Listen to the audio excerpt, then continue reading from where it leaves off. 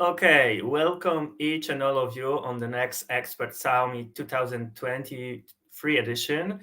My name is Dziomdziora and welcome warmly at my speech, Lesson Learned during monolithic app migration into microservices using the serverless approach with Azure Durable Function. So it's complex, but I hope you to have great story with me. So let's see the insights. First of all, I will shortly tell you who am I, why I'm here. After that, brief introduction to the Azure Functions microservices world. And from that moment, we will open the cave of Azure Durable Function orchestrations. After that, I will show you the example infrastructure. And of course, finally, I will show you the demo code with real world example within my Azure subscription. But first things first. So I am software engineer since last 10 years. Currently, I work for Efficode as senior DevOps consultant. Moreover, I am for 3 years Microsoft certified trainer with the Azure cloud expertise. So I am Azure solution architect. And privately, I have a wonderful wife with 2 sons, Miłosz and Ignacy. Third one is about to be born. That's all from the introduction, and let's move on into the meat. So, in order to play with the Azure functions and Azure Durable Function, you need to have your working development environment. I am from the Microsoft cooperation, so of course my beloved language is C# and all the .NET platform. So you need to have Visual Studio Code, Git, .NET SDK, long-term supported version, Azure Functions core tools, and some fancy extensions to make it flawlessly in open source, free of charge opportunities. So after the meeting, you will find this Git repository. It's publicly available with working code I prepared for you. You can play with orchestrator functions. But before we go to that moment, let's all together think, what is Azure Functions? So Azure Functions is a latest and now most celebrated approach from Microsoft following the microservices architecture, allowing for event-based code running without having infrastructure. Wait, what? Without infrastructure? How is it even possible? Well, it's not technically without the infrastructure, but it's like Microsoft takes care to have it serverless from our side. It means when we asked for the computing power, it brings it up for those amount of seconds which is required to as fast as possible do our operation, and then kicks down the server, so we don't have like flat rate of 200 euros per month, but we only are billed for a couple of seconds of our application running. And how it works in the real life. Okay, so you can think microservices and Azure Function are the great game changer and the new approach for everything related to some data processing. So you can imagine any business workflow, integration with external system, uploading the data, downloading the data, creating some PDFs, invoices, billable stuff, even Internet of Things. All of that under the hood in the classical architecture would require some APIs. And nowadays, the latest approach is to split it into microservices, so to the stateless entities, which are so small that it's easily to scale it up dependently. Think about, for example, Spotify. I guess most of you have the Spotify on your phone in this particular moment. And what is interesting, Spotify was one of the first players who went into the microservices world with such strength, because they included, if I remember properly, more than 800 different microservices. So if you click play, it's different microservices than clicking pause or searching or clicking I like this story, and so on. And thanks to this approach, even if disaster happens and let's say part of the database is broken and part of the services are down, still most of the application is running because they are hosted in different way on different infrastructure.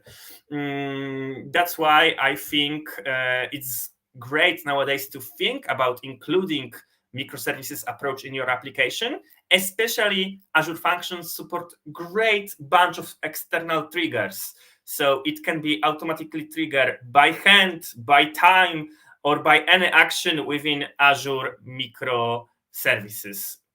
But let's go further. Here is the example infrastructure. It's not the one we will see in the demo, but just to show you what can you actually do with Azure Functions.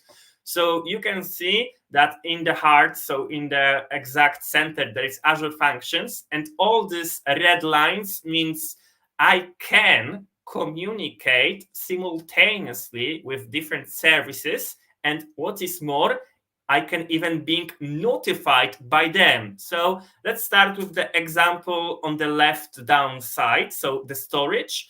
Imagine that you have the blob storage and someone uploads the images. So you may be writing some Facebook function, right? And once somebody uploads new image into your storage, your Azure function can automatically be triggered without any interaction on your side. And thanks to that, you can, for example, rescale the image or upload it to Facebook, let's say, main server. And this action will cost you 13 seconds, and it will be run exactly in the moment the image appeared. Sounds great to me. I hope for you as well. Okay, but I told you it's not fully like that it's serverless in the physical way, because it needs to be run on something. So how does it work truly? We have different pricing tiers and various app services plan, which Microsoft offers to you. So the most serverless approach and the easy place to start is consumption based. It is exactly as I told you. So on flat rate, you don't have any computing power, you don't have any server. Once you do the first trigger, Microsoft creates infrastructure for you. It can have warm initial time up to 1 minute. So if it's business critical process, of course, you cannot have consumption based, but for the hobby project, of course, you can. And after that, it takes its action and it is bring down. However, for real world operation, we need something more flawlessly. So we have either dedicated compute or isolated, because shared compute is like spot virtual machine. So you never know when will be disabled by Azure. It's cheaper than dedicated and isolated, but it can be in random time killed. However, for the business cases, like you do some proof of concept for your customer, it's best to start with dedicated compute. And if it's highly confidential data, you choose the isolated. So Microsoft assures that your network and data doesn't touch rest of the public communication. And from this moment, unfortunately, you have the flat rate. So for example, you do pay the mentioned 200 euros per month, but you don't have this 1 minute time before first function triggers, but it works immediately like the good olive machine. What is also advantageous in the official business cases, that once you pay this app service plan, it is actually the virtual machine, but you don't manage it. The Microsoft does for you. However, as it has dedicated CPU and the memory, you can connect few services. So on the picture, you can see that I have two serverless functions, function A, function B, and also some web page. Like imagine, I don't know, my blog with the posts are hosted, and all within the same app service plan. Why? Because my web page might take 2 GB of RAM, and functions on the flat rate are using, let's say, half of the gigabyte. So still the server has some opportunity to scale up if needed for my serverless functions, and the web app always have the same volume until we allow for hot scaling up. But it's not the topic of this speech. Okay, so now if you have general idea what is the serverless compute and why microservices can be cool, let's open the cave. So durable function, what is even that? So I have found in the internet great picture which combines the brain and the Azure Function logo. So it's actually adding the stateful logic into the stateless microservices. So every microservices by definition needs to be stateless. So if you put, for example, into calculator microservices 2 and 4, it always returns 6 and has no state, no data. Everything is lost. It just returns always the same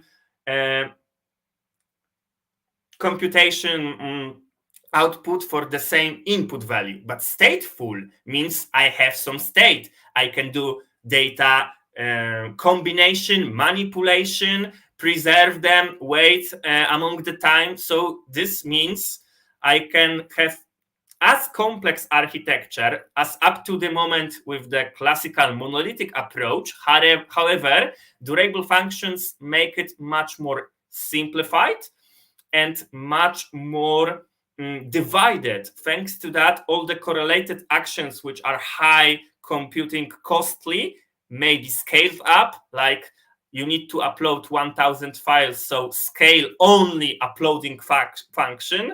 And let's say calculating the hash of the invoice is very easy, so I can have 2 instances of calculate invoice hash and 1000 instances of upload the file. And thanks to that, my application is super fast and super optimal for the usages. Also, I need to mention that durable function can have long-lasting processing, so many hours, even many days. And one disadvantage of single function, it has only up to 10 minutes limitation.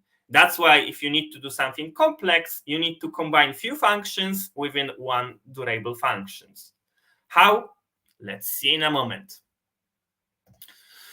Okay, so before we can talk about the real-world architecture and the problem I solved using the durable function, I need to show you the different architectural concepts, because I combined 2 of them for the final solution of our business problem. So first, the theoretical background.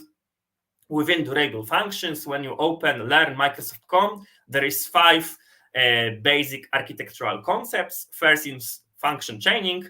So you just take one part of the data, process them, put it as an input to another function, like, okay, first function can be download the data. This is F1. Then I can do like calculate the hash of the invoice. It will be F2. F3 will be upload the invoices, and F4 send the email. So chain from chain. But thanks of the microservices approach, all this F1, F2, F3, F4 are the independent stateless entities, meaning that I can scale them. I mean, not I, Microsoft can scale them in the best way for the most optimal processing. So, okay, you need 1000 instances, here you go.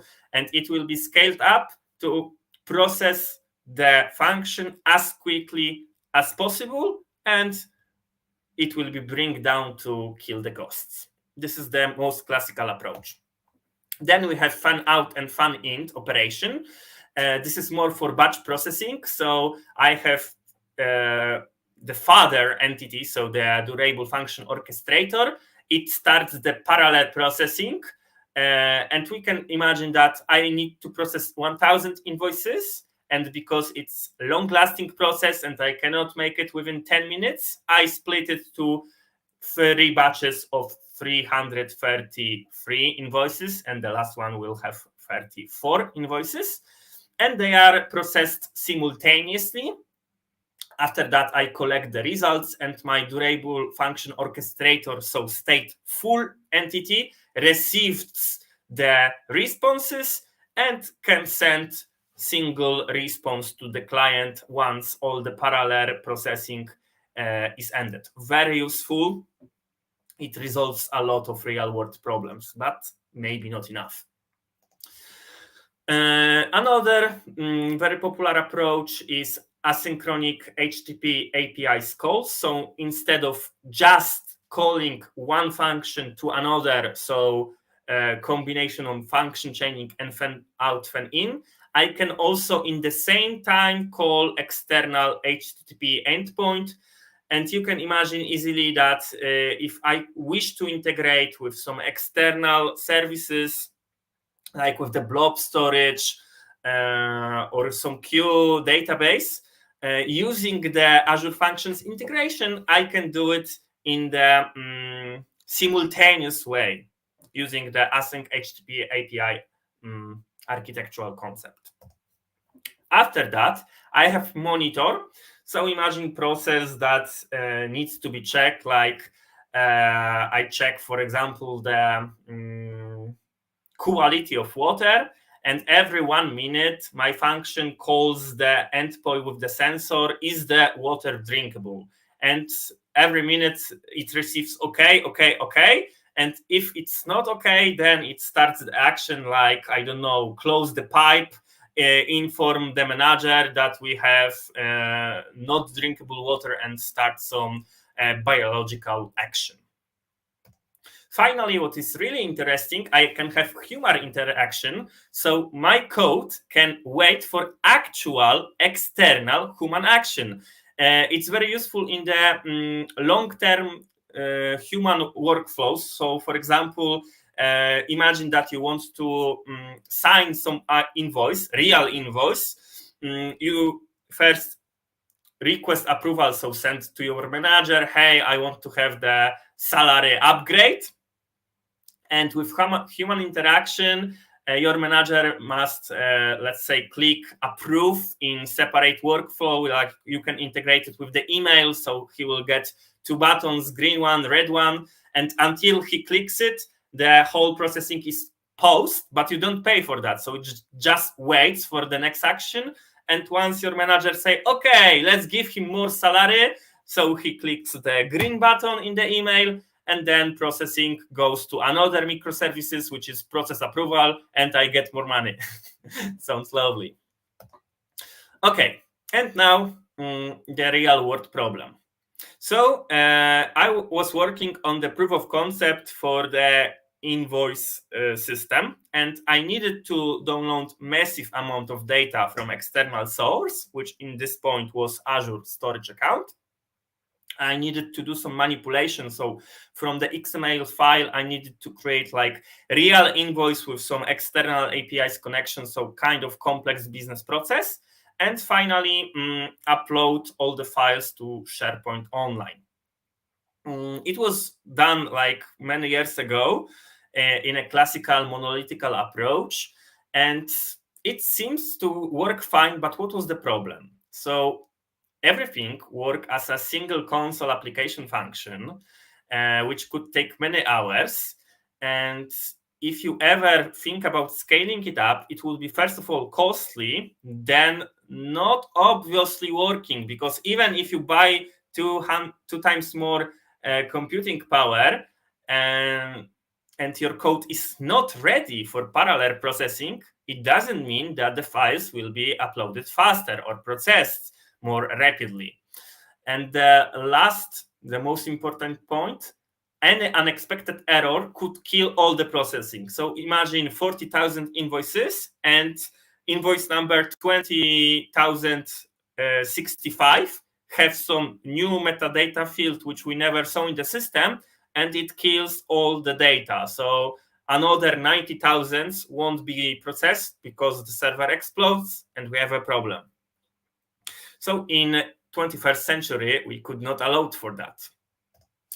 I think about, hey, let's create microservices. So using classical Azure function, it's not the durable function yet, it's just durable, it's just function now. So I thought, okay, I could create a function which will have only small amount of data. So you see download n files, process them and upload them. And my idea was, okay, if I create it properly, it should last only a few seconds. It will be easy to scroll. And even if any failure appears, I would lose like 10 invoices, not 20,000 invoices. It sounds fair, and on the end, it worked exactly like that, but it was not so easy to reach to this point. So first, I started with the fan-out architecture, meaning I have created batches for my operation and used durable function orchestrator to govern the process through HTTP call. So when a manager gives the signal, okay, let's create the invoices for the next month, you could open the URL. It triggered the HTTP through HTTP trigger our durable function. Orchestrator started operation, and he tried to split the data into the batches, process them in parallel, and collect results. Sounds good. What could go wrong? Why it didn't work properly? Let me show you the details. So the heart of this presentation, something no one tell you until you reach real world business problem. So I don't know exactly like it's today because Azure cloud changes every week. But once I was responsible for this problem, so 1 year ago, we needed to process 40,000 files. And we have two limitations. First of all, durable function could have not more than 200 functions at the same moment. Secondly, every function could last only 5 minutes.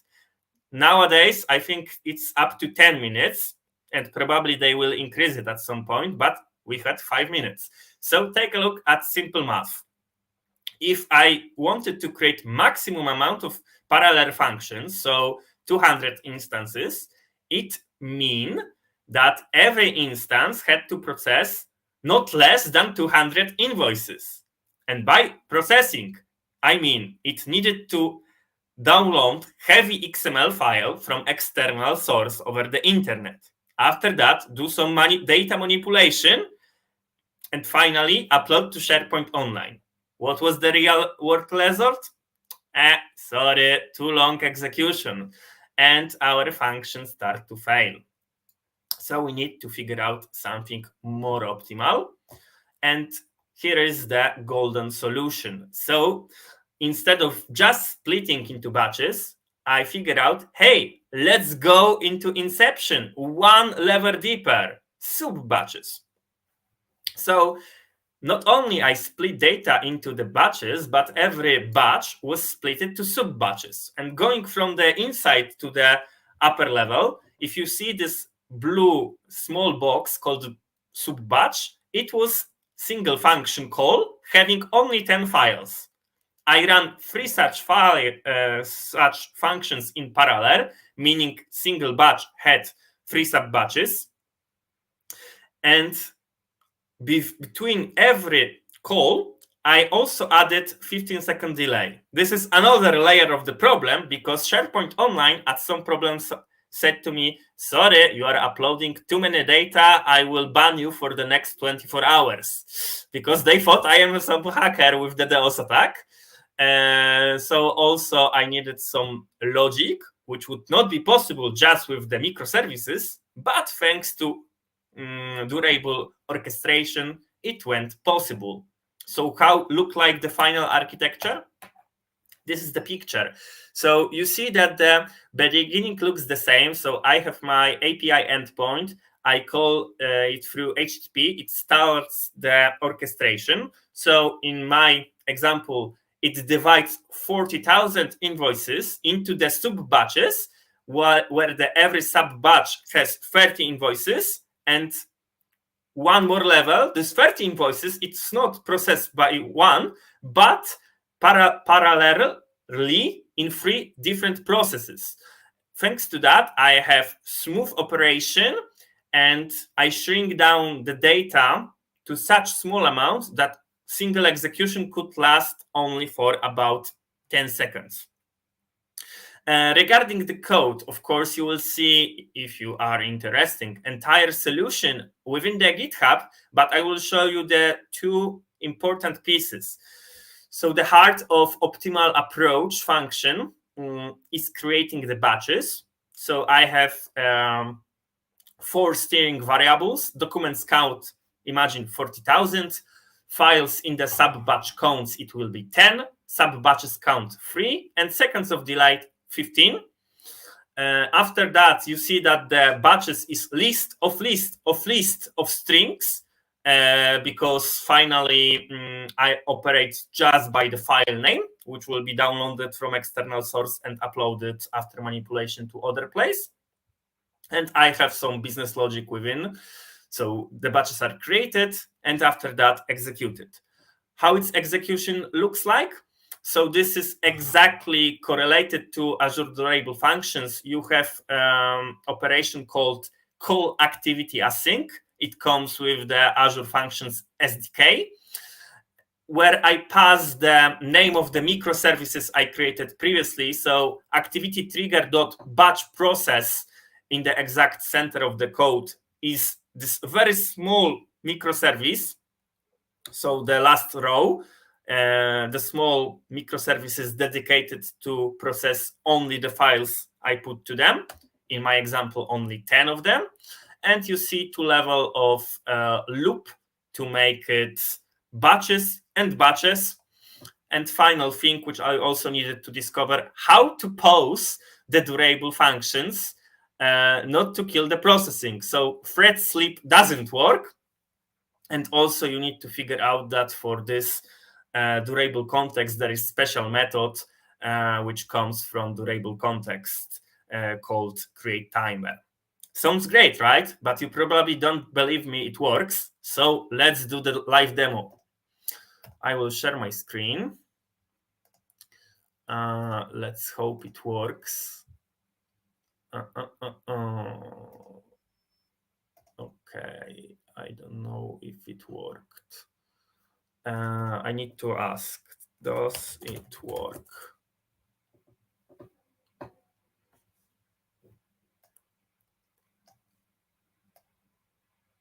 I can see the code, but is my monitor visible?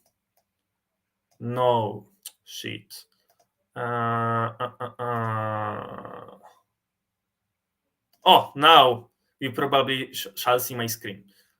Okay, so this is the repository. It's publicly available. You will see it on your own. But on the right, there is a SharePoint. So the place I wish to have my invoices.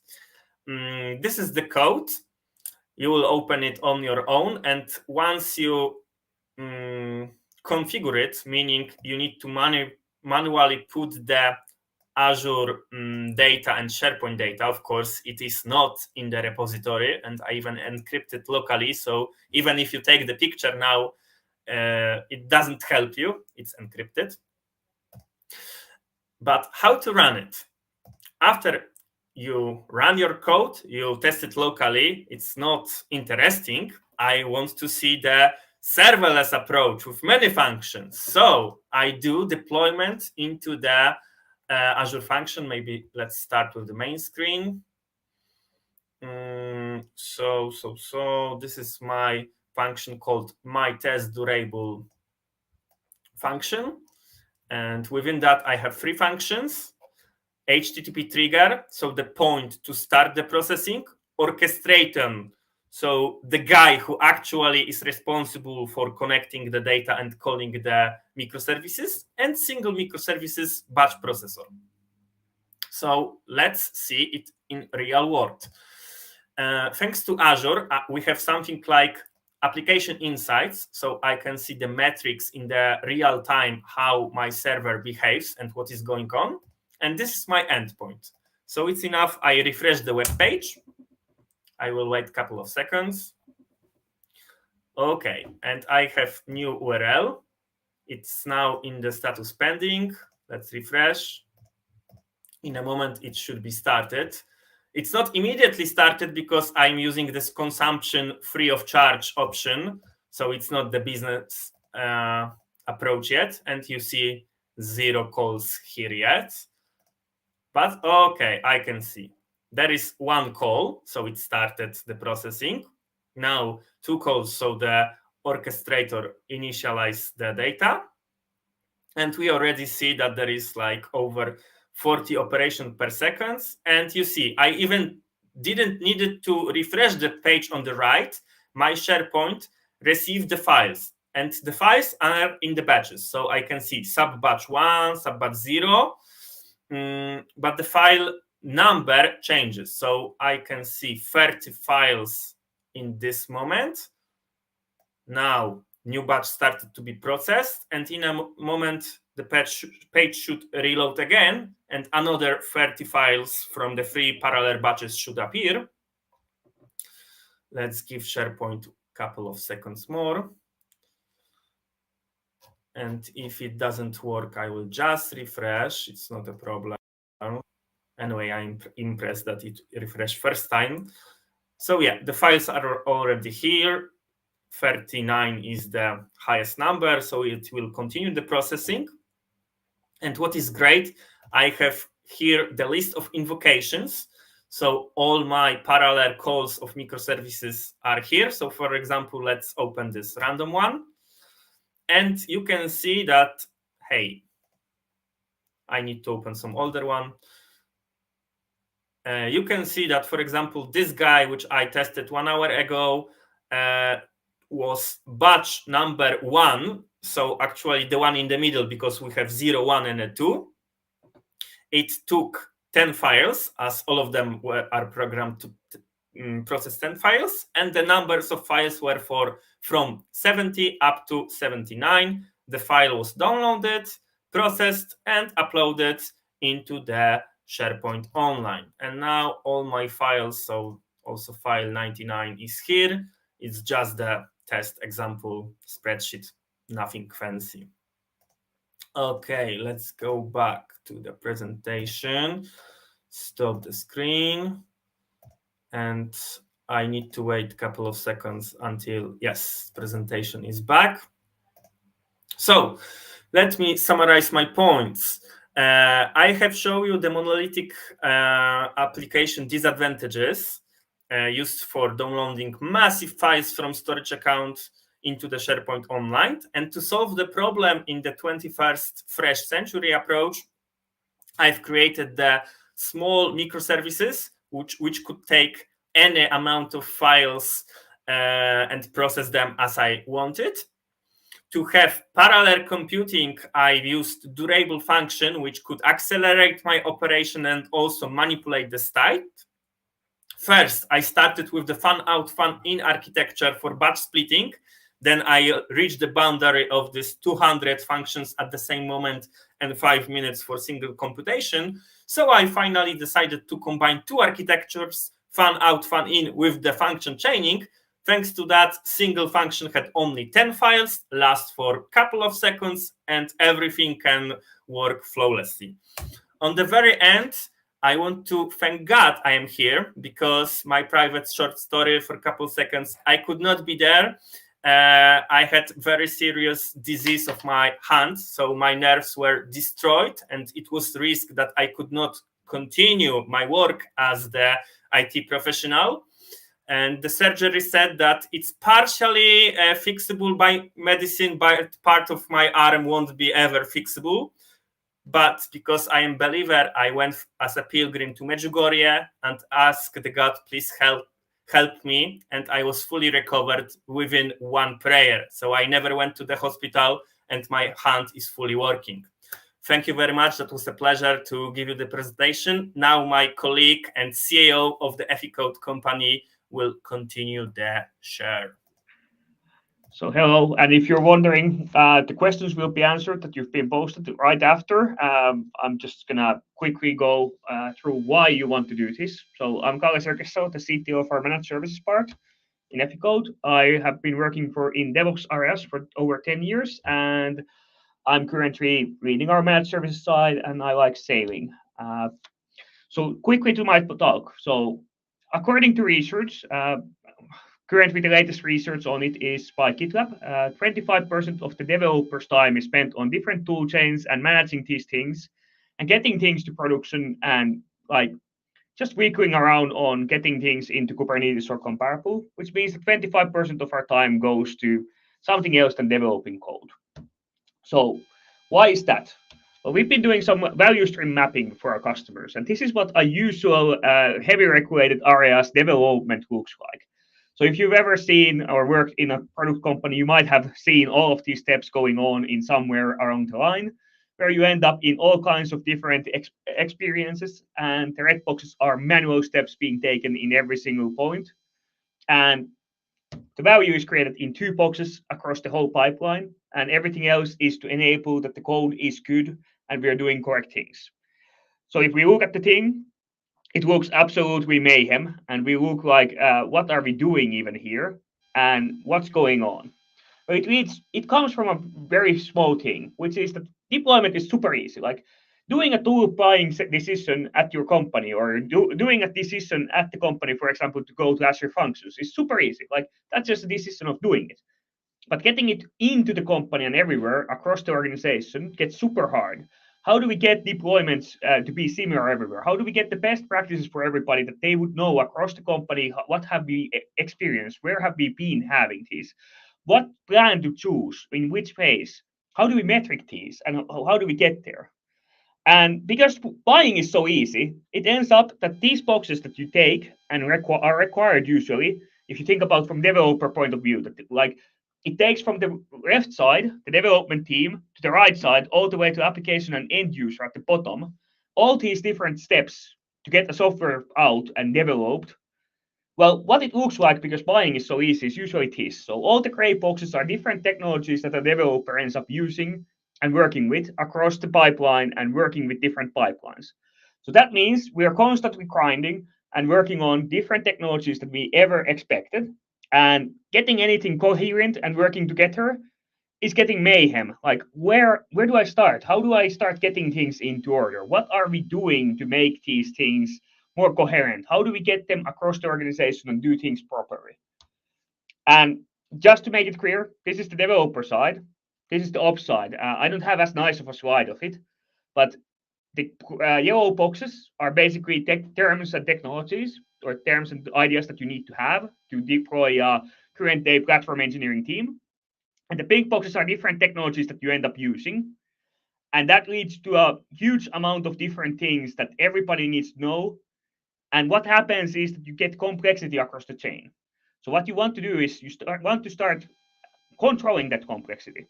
So going from this picture towards, hey, let's lower the threshold, let's lower the amount, let's make it simpler by looking into something like Azure Functions. That's serverless technology. So we can look at the middle yellow boxes and we can remove almost all middle yellow boxes and the connecting things to them.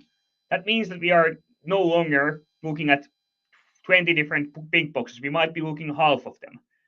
Okay, then what can we do next? Well, let's look at how can we get an Azure load balancer and connect that to the needed things, or Azure API Gateway and connect that. We can get all the VNS and all that stuff in one point, and it comes seamlessly. Or we can look at getting into and building all of it ourselves, and then having that all maintained as a service from our backstage service, and have a huge platform team upkeeping it. And that is also a fine thing, but it's about cost benefit analysis. So what the developers actually see, so this is my favorite topic of this. So if we remember this picture, this is what they are working with. This is the area where they have what we've been bringing there. This is the tooling that we've been working with them. And this is what they're using to get that serverless application running, like Azure Function. It goes through a CI pipeline. It has a requirements management system. It has a project management system. It has some kind of code scanning. It has dependency management. It has binary storage. it has a cloud vendor, it has an IAC code that we're running against it, it has monitoring, it has log management, you're going to send Teams messages about it, you're going to write a documentation about it. But what is the developer seeing is actually their IDE, so the Visual Studio that you were just looking at from Adam, their instant messaging system, so Teams in here, like they are going to send cat pictures somewhere, and we all know we're going to send a cat picture to someone. And version control system, that's the necessary evil for all of us developers to stay anyway sane. Like we all end up in some kind of version control, and we also know that we're going to add pull requests to it immediately because someone else pushes code to the main, and we don't want to merge our things there separately. We want to have a pull request where we discuss about what are we putting to the main, because we don't want to be fixing the other guys' tests. We want them to fix their tests when we are complaining to them, and then them complaining to us about the tests. Well, in good cases, nobody's tests are broken and everybody has tested them on premise, and we just find flaky tests in the version control. But ideologically, you're never leaving these three areas when you're developing and everything is going well. And when you start going out of these systems, you most likely are unhappy, annoyed, and you're working on something that you're like, why do we do it? Why do I have to do it? And you're wondering, why can't we automate it? So the whole idea is, how can you simplify it? And I tried to make simple slide about it, like having you still need some kind of project management. Like we all know, we're not going to track our tickets easily. You need some kind of documentation place. It could be GitHub here.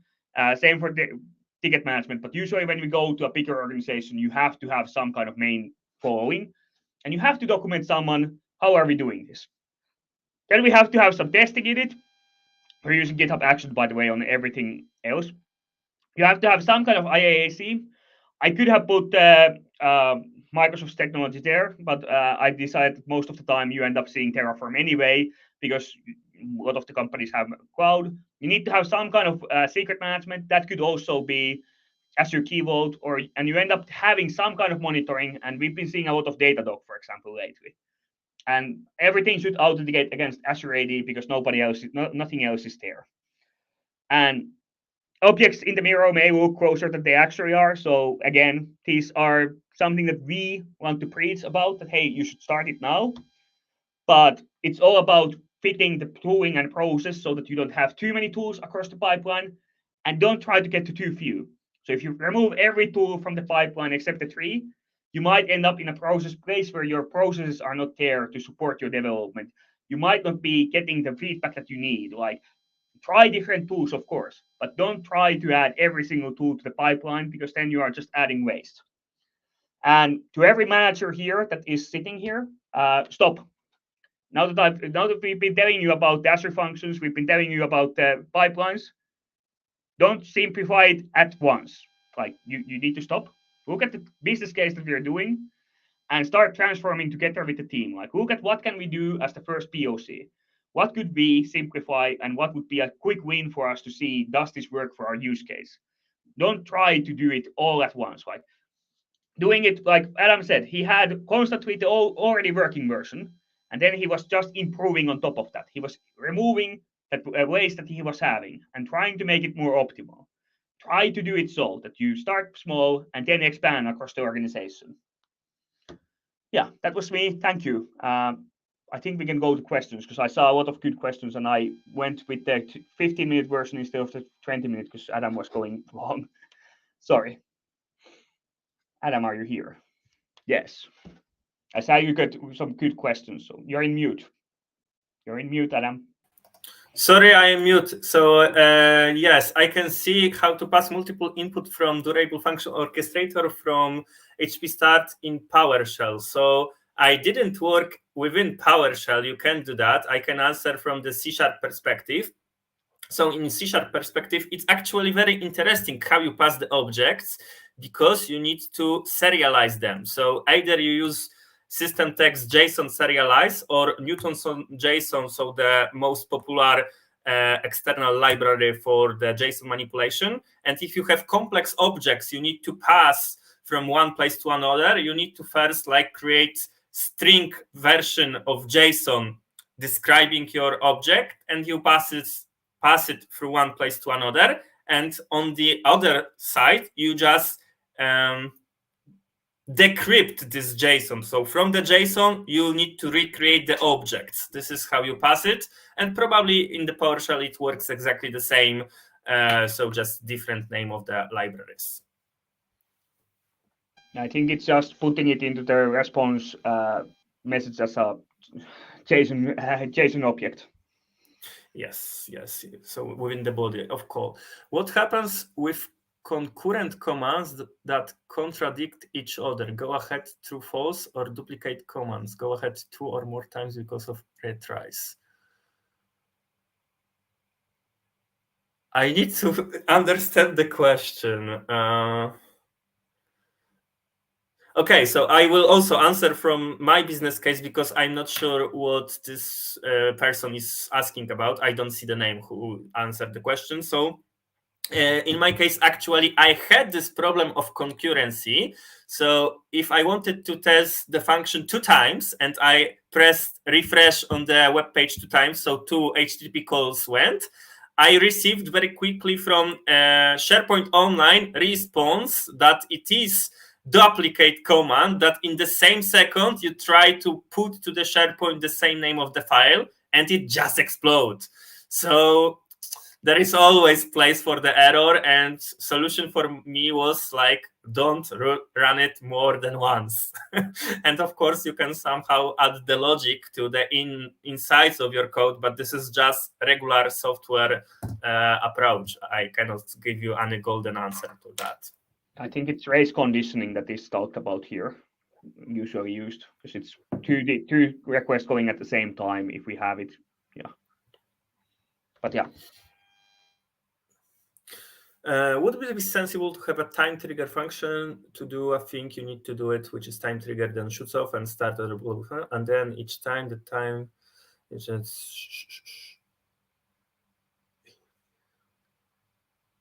Yes, of course. So this is the architectural concept number 4. So the monitor.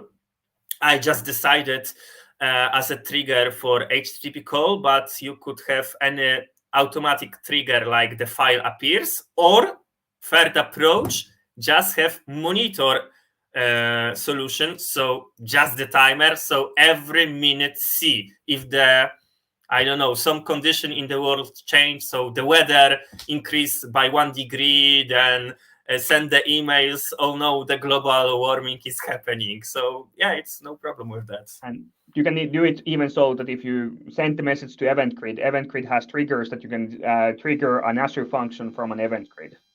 I don't know if you, Adam, have used it, but that's how I've been doing asynchronous coding, so that I have something that just puts stuff to event grid and event grid triggers the functions that I need after. Yeah, so as Kalle said, it's even extension that even if Azure function doesn't cover given trigger with event grid, so another tool from Microsoft, you can have super broad infrastructure. Okay, guys, thank you for this presentation. I hope you see you on the next presentation. Thank you. Bye. Thank you.